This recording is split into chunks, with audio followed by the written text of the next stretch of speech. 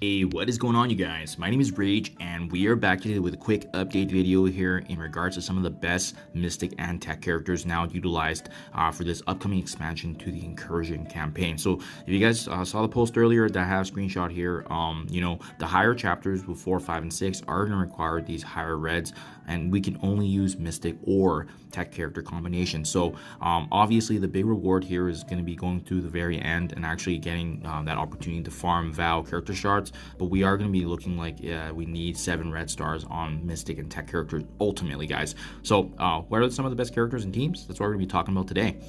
First things first, let's start with the Mystic section. What I've done is I've gone through and kind of starred all the powerful characters in the game.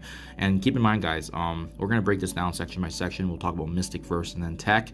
But remember that you can use a combination of Mystic and Tech. So it doesn't have to be one specific trait. You can mix it up with the two, but the requirement obviously is the red stars. Spider Weaver is a really big good one, guys, because her 7 reds actually available already. She's definitely a top 10 character in the game, especially being needed for Apocalypse, but there's some strong notable mentions as well. I think Cloak and Dagger are a great synergistic combination because they have a lot of debuffs. You can synergize them and they can take down many teams. Even if you don't have them maxed out gear tier levels, if you have high reds on them, you can definitely use. Morgan Le Fay and Red Hulk, in my opinion, are 2 of the best legendary horsemen to upgrade. So hopefully you guys have her built up. She's going to be a very strong character addition to be utilized. And then we get some more much needed love again back to the Eternals, right? Cersei and Icarus are still very relevant in the game. Many folks likely will have their high reds on them, but obviously, like I said, chapter 6 needs 7 reds, so that's where I'm gonna have to be looking more strategically here across the roster. The reason why I don't mention Doctor Doom, Dormammu and Quicksilver is because you do need the dark promotion credits to bring their red star level up. Folks likely won't have them as high, so just something to be mindful of, guys, obviously.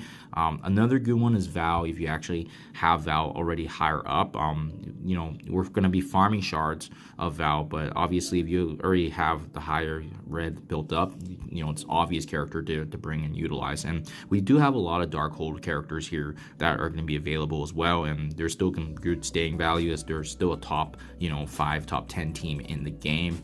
Robbie Riaz also makes sense, but again, because with him being a newer character, not yet farmable, it's gonna be interesting for sure. And then it does tip off quite a bit, right? Obviously the Darkhold members, like I said, Heartless, Agatha, Scarlet Witch, and then I pretty much dips off here in terms of characters here because a lot of these characters do have value in the game, like Bifrost, but you're going to be needing them at higher levels for sure. Definitely going to be reviewing to see maybe if I do need to make some certain upgrades because some of these new characters like Bifrost are not yet farmable in the game, right? So that's my game plan, guys. I definitely see a couple that I can mix and match, so it's definitely going to be a good opportunity. And remember, like I said earlier, we also have that same combination to bring in Tech, right? So it doesn't have to be just that one trait. Obviously, Kestrel having that synergy with her fellow strike character in both Vahl and as well as Deathpool. I mean, it's going to be huge just to take advantage of that. I got her already in the Diamond and bringing her up to Gear Tier 18 for Dark Dimension 6. Kang is another good one because not only is his shards available to be farmed now, but same with his red stars. So it's pretty much a no-brainer. If you can bring in Kang, it's going to be a huge lock there. Again, similar to what I said earlier about Dormammu and the dark promotion credits for Doctor Doom, again, he can be synergized again here, but having a high red on him is going to be costly if you want to bring him up. I think it's easier to bring in other characters, to be honest. That's my game plan anyways. We also have Sinister Six members, right? Doc Ock, Mysterio, Vulture. Likely folks will have high reds on them because of them being in the game for quite some time, but just be mindful. Chapter 6 needs a 7 red to participate, so I imagine these nodes are going to be quite strong, so you probably will need to bring up these characters higher than what I have right now, which is level 80, Gear Tier 15, but who knows? I've definitely been proven wrong before when I've expected a certain game mode to be harder than it is. Green Goblin's another one, but again, you may not have all the stars and the red star levels. Ultron's a good one too if you guys have already brought him up and invested in him. He's definitely a strong option for Tech. I think Minerva's a good one too, just because for any time there's campaign Dark Dimension related, her revive could be very effective if you want a 3-star certain node, bringing the team back.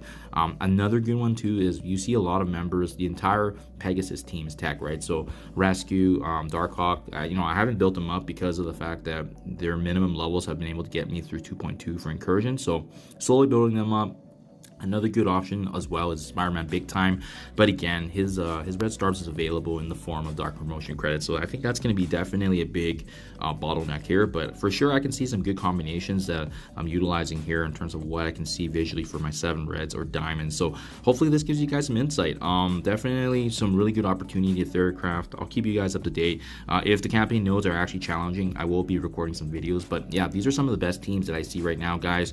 And the last thing I guess I didn't really mention is Bionic Avengers. If they are built up already for your team and you have high reds on them, they can definitely be an option, as they're also like another tech synergistic team, right? So lots and lots of options for sure, but we'll see how hard this is.